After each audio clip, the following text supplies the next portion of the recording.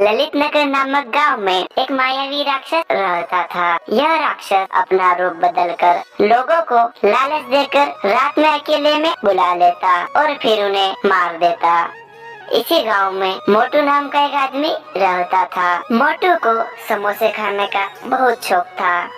एक दिन मोटू समोसे खा रहा होता है तो उसे पास में दो आदमी बातें करते हुए दिखाई देते हैं। अरे रामू, आज रात को तो मजा आ जाएगा। आज रात हमारे गांव में एक समोसे का ठेला लगने वाला है, जहां पर हमें पेट भरकर समोसे खाने को मिलेगा, वो भी बिल्कुल फ्री में। अरे जग्गू दादा, तुम सही कह रहे हो, हम रात को मिलते हैं और फ्री में समोसे का आनंद उठाते हैं। उन दोनों आदमी की बातें सुनकर मोटू खुश हो जाता है और वो घर पर आ जाता है।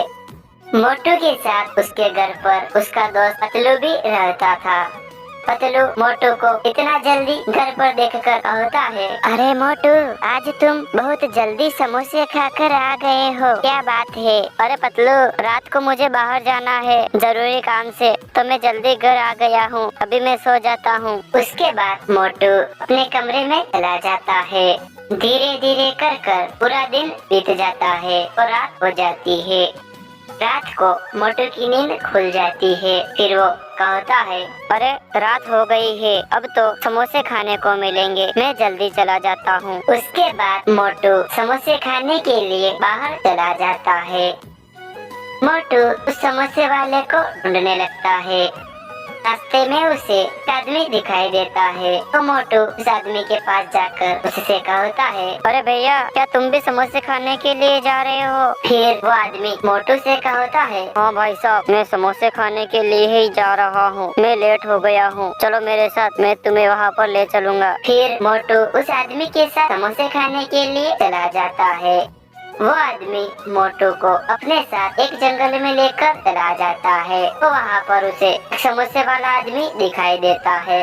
फिर मोटू उस आदमी को देखकर खुश हो जाता है। फिर वो दोनों वहाँ पर जाकर समोसे खाने लगे हैं। समोसे खाने के बाद मोटू अचानक से बेहोश हो जाता है। फिर मोटू के साथ वाला आदमी वहाँ से गायब हो जाता है और वो समोसे वाला एक भूत में बदल जाता है और वहाँ से चला जाता है।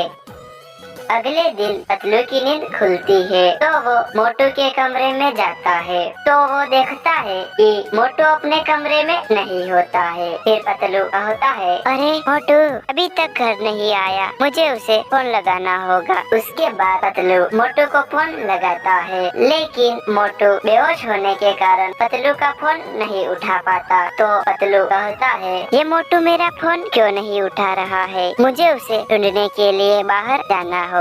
उसके बाद पतलू मोटू को ढूंढने के लिए बाहर चला जाता है। पतलू मोटू को दिन भर ढूंढता है, लेकिन फिर भी उसे मोटू नहीं मिलता है तो वो निराश होकर अपने घर लौट जाता है। घर पर आने के बाद पतलू अपने दोस्त वीर द रोबोट बॉय को बुला लेता है और उससे कहता है, अरे वीर, मोटू कल रात से घर से गायब है, अभी तक नहीं आया है। मैंने उसे सब जगह ढूंढ लिया है, लेकिन वो नहीं मिला। तुम अपनी शक्तियों से पता करो कि वो कहाँ पर है। उसके बाद वीर अपनी शक्तियों से मोटू का पता लगा लेता है और वो पतलू से कहता है, अरे पतलू भैया, मोटू भैया को एक भूत ने जंगल में बेहोश कर दिया है, चलो मैं तुम्हें उनके पास लेकर चलता हूँ। उसके बाद वीर पतलू को लेकर मोटू के पास जंगल में चला जाता है। पतलू मोटू को बेहोश देखकर वीर से कहता है, अरे वीर, तुम मोटू को होश में लाओ। उसके बाद वीर अपनी शक्तियों से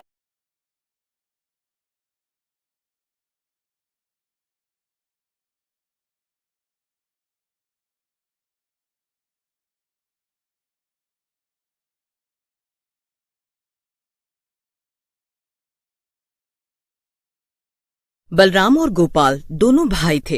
बलराम चाय की टपरी लगाता था और गोपाल उसकी मदद किया करता था। उनके घर में बस वो दोनों और गोपाल की बीवी सुधा थे। बलराम था तो गोपाल से बड़ा, लेकिन उसने अभी तक शादी नहीं की थी। बलराम की चाय की टपरी पूरे इलाके में मशहूर थी। दूर दूर से लोग उसी के पास चाय पीने आते थे।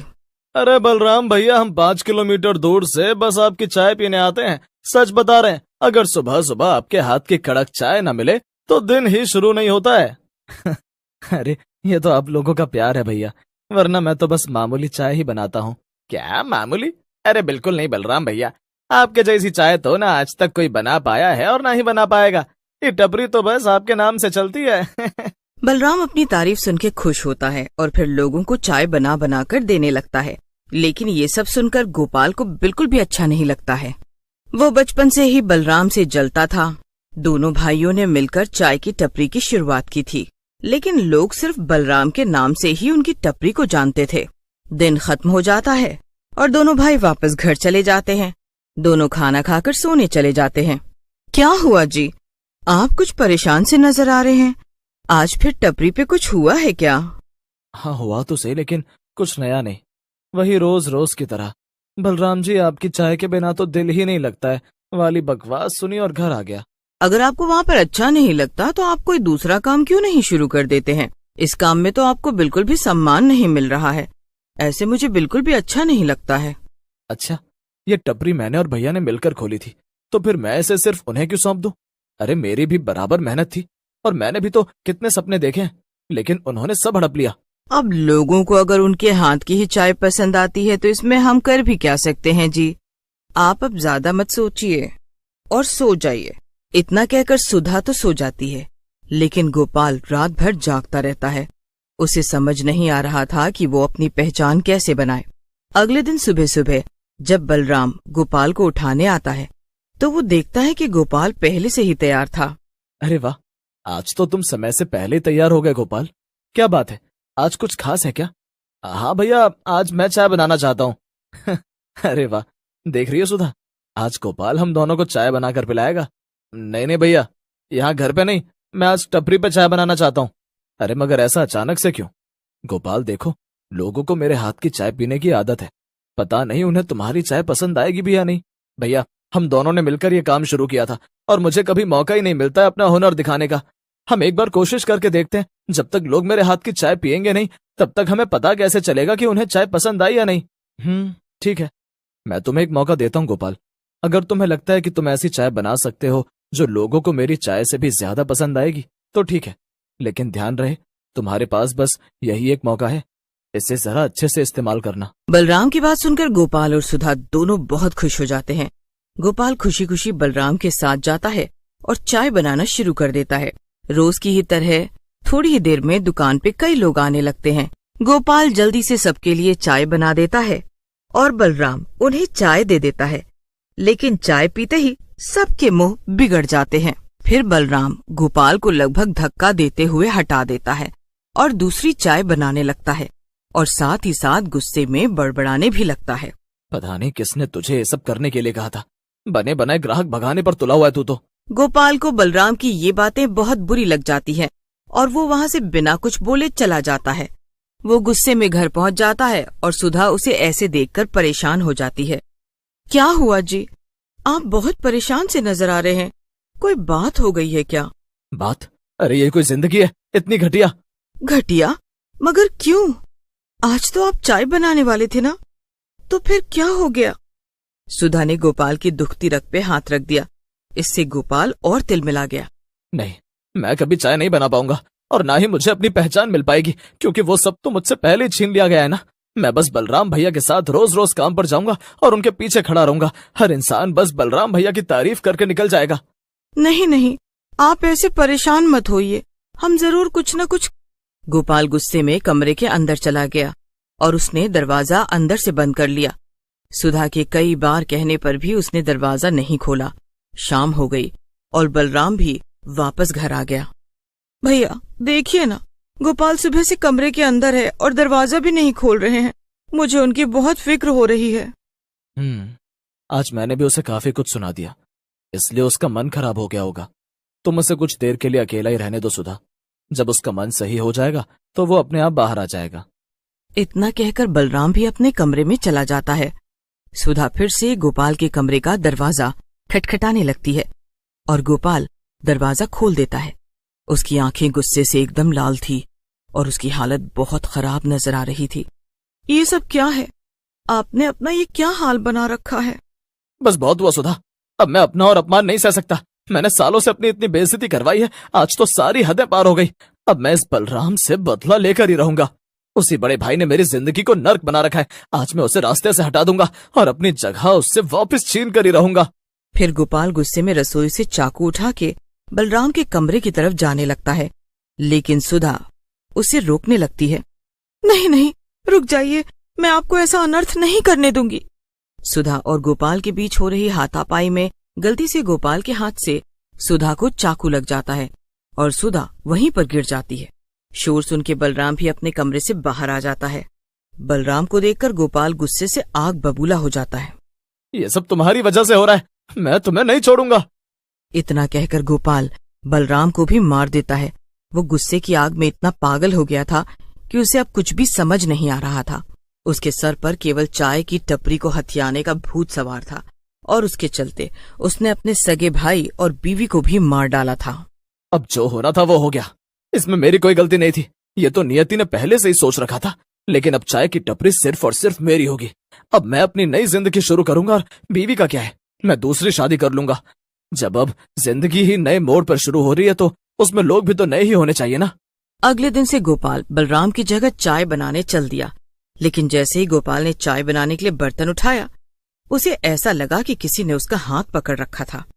गोपाल अपना हाथ हिला भी नहीं पा रहा था, लेकिन तभी सामने रखा बर्तन अपने आप गैस पे चढ़ गया और धीरे धीरे उसमें पानी, चाय पत्ती और दूध डल गया।